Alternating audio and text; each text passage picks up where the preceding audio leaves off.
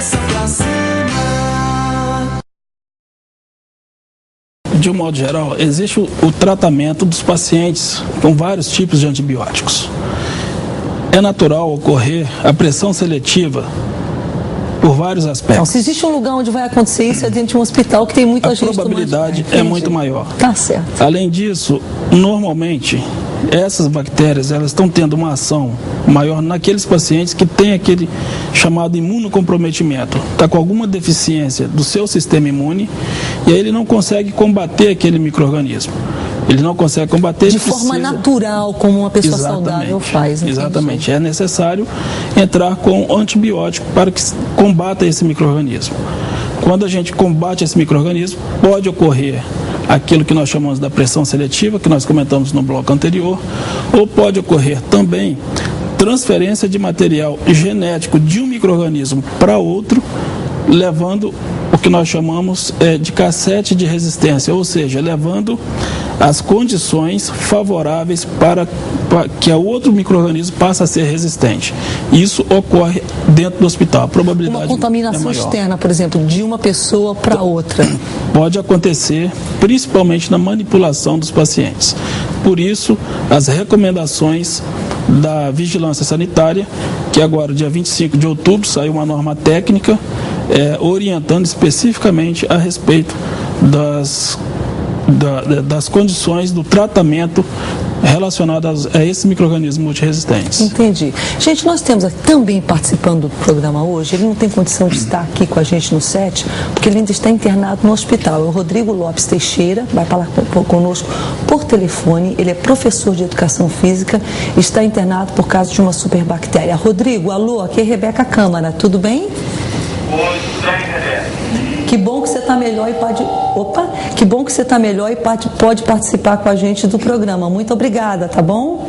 Nada, não por isso. Eu quero ter que agradecer a Deus, né? É verdade, graças a Deus que você está recuperado, que a gente sabe que muitas pessoas, eu não sei nem exatamente se há uma percentagem de quantos conseguem, né, escapar. Eu tenho aqui comigo, Rodrigo, o Dr. Marcos Dornelas, o Dr. Alexandre Milagres, que um é microbiologista e o outro é um pneumologista.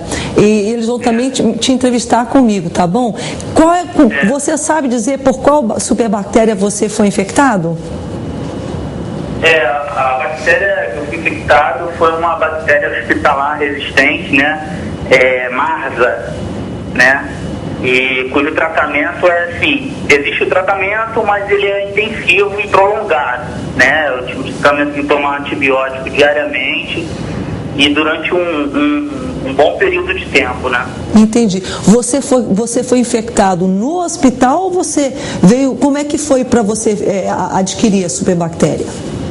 A princípio, sim. A princípio teria sido no hospital. A gente só não sabe se foi quando eu coloquei a haste intramedular, né? E acaba se tornando um sítio para a bactéria se proliferar, né? Ou se quando eu tive uma fístula na perna, né? Quando eu abri uma fístula há cerca de um ano atrás, e quando eu comecei a fazer o tratamento, eu fiquei internado em um outro hospital, né? Então eu não sei se foi em qual dos dois casos aconteceu, né, a infectação. Entendo. E qual foi os sintomas? Como é que você se sentiu? Como foi a evolução disso? Os sintomas, assim, eu descobri a osteomielite quando eu sentia muitas dores no joelho, né?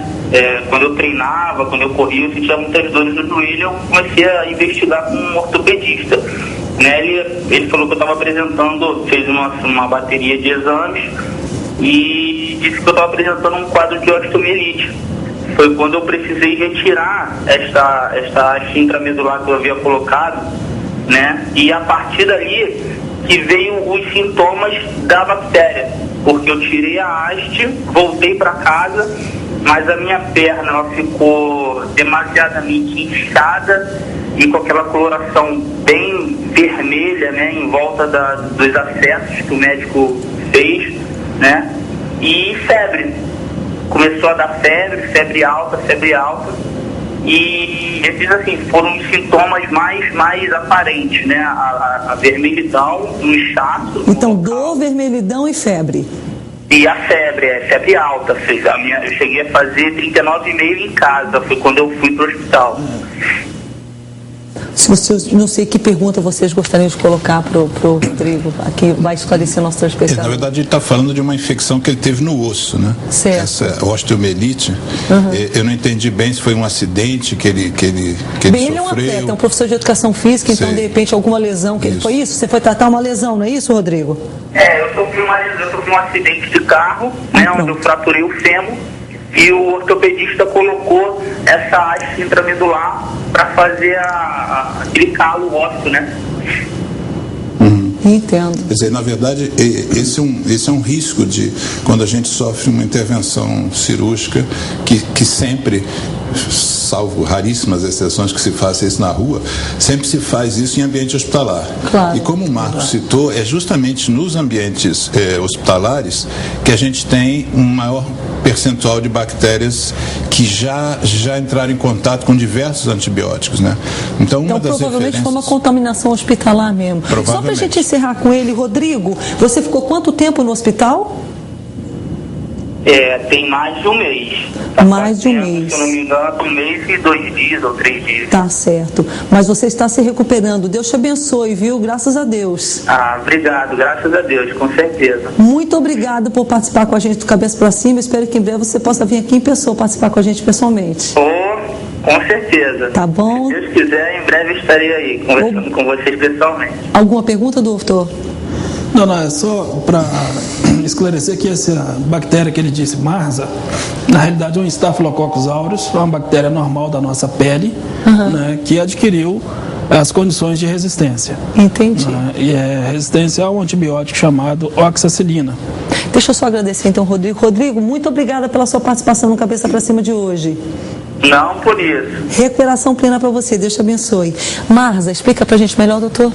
Marsa, a sigla vem, na realidade, de Staphylococcus aureus meticilina resistente. No Brasil, não é comercializada a meticilina, né? É comercializada a oxacilina. Então, na realidade, é isso que significa essa sigla Marsa. Entendi. Né? Ou MRSA. E também considerada, às vezes, como superbactéria, porque adquiriu bastante resistência aos antimicrobianos. Entendi. Bem, dos enfoques da norma técnica fala a favor faz com que a gente preste atenção no que é óbvio, que é a questão da asepsia dentro dos hospitais. E a asepsia das mãos, que é uma... A asepsia seria a limpeza. Isso, a limpeza das mãos. Exato. Por quê? Como o Marcos falou, a nossa pele é exposta ao meio ambiente, né? O nosso cérebro, por exemplo, ele é estéril. Salvo uma doença, ele é estéril, não tem bactéria. Os nossos rins costumam também ser estéreis. O pulmão, por exemplo, ele já não é, naturalmente ele já não é estéril, ele tem bactéria, porque a gente respira. Intestino, a gente sabe que tem bactéria. O ar, exatamente. Quando a gente respira, o ar já vem com micróbios os mais variados, fungos, vírus. Só que a pele, ela é permanentemente exposta aos micróbios que estão no aos ar. Elementos que estão... Isso. Então, uma das coisas que a vovó já dizia, por exemplo, lava a mão antes de comer. Isso, assim, tem uma sabedoria extraordinária, né? No sentido de que a gente está ali na comunidade, no meio ambiente normal, natural, com milhões, bilhões de seres vivos, né? E esses seres vivos se depositam na pele da gente, em todas as partes do corpo, exposta. Então, quando você está num ambiente hospitalar, enfim. exatamente. Chama-se prevenção de contato. Tem certos pacientes que você já sabe que tem um risco de ter uma infecção, as pessoas têm que tocar no paciente de luva, as pessoas têm que usar Mas roupão. tipo, quando ele coloca a mão naquele paciente com a luva, não adianta nada, ele pode até não se contaminar, mas se ele não tirar aquela luva, Isso. assim que ele sair do lado daquele paciente e tocar em outro, aquele Ele outro pode paciente...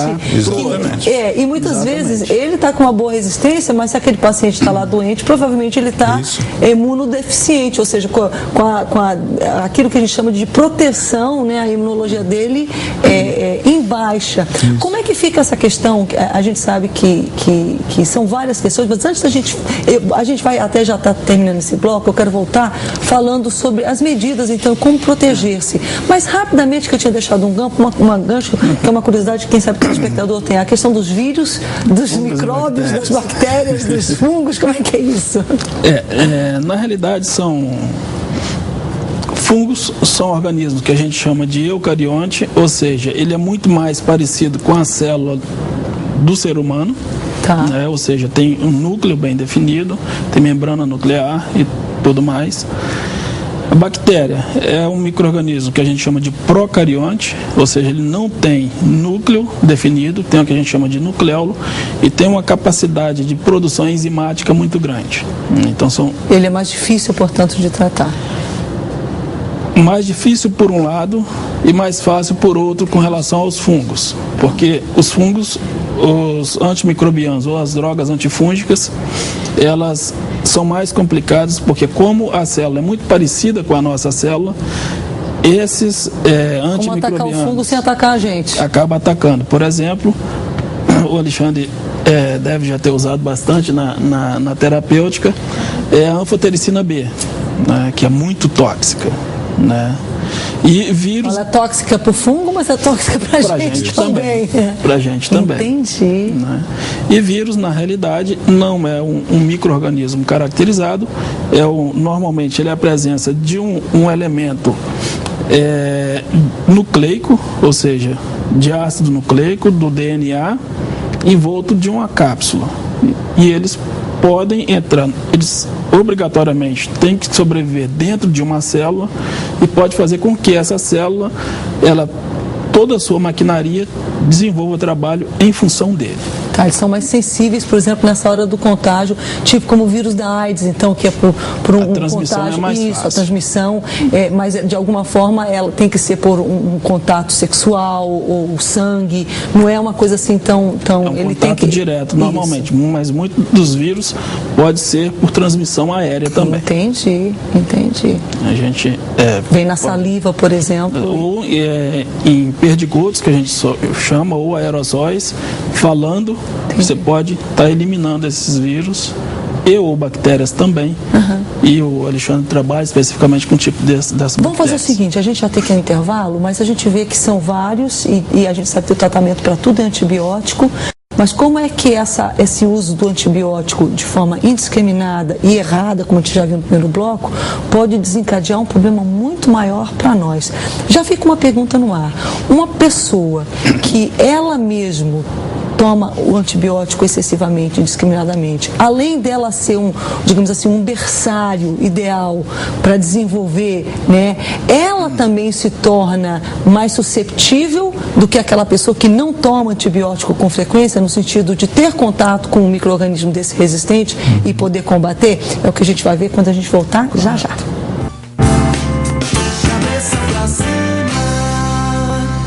A superbactéria é o tema de hoje e a gente já vai ver nesse bloco quais são as medidas que o Ministério, já ia dizer da Educação, o Ministério da Saúde, o ministro José Gomes Temporão, tem estado até um bocado na mídia esses últimos dias, e a gente sabe que recente agora, nesses últimos 2 dias, portarias, enfim, foram assinadas com instruções que a gente espera que funcione, porque às vezes o nosso país tem muita lei, mas as leis não são colocadas em práticas. O que está mudando para nos proteger?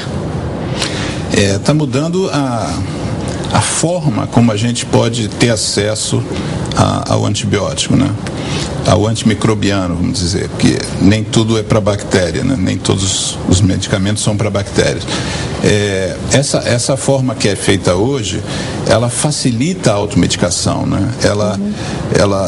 Se o vizinho disser o nome que foi bom para ele, é só a pessoa chegar e dizer... Pedir na farmácia que ele compra. Exatamente, dinheiro mesmo remédio do vizinho. Só que o vizinho não é a pessoa mais adequada para recomendar um remédio. Não é a pessoa, né? E aí existe uma outra questão também, existe um interesse econômico, financeiro, em que você possa dispensar um medicamento, né? Então, com frequência, as nossas farmácias não cumprem o que a lei determina na questão da presença de um farmacêutico.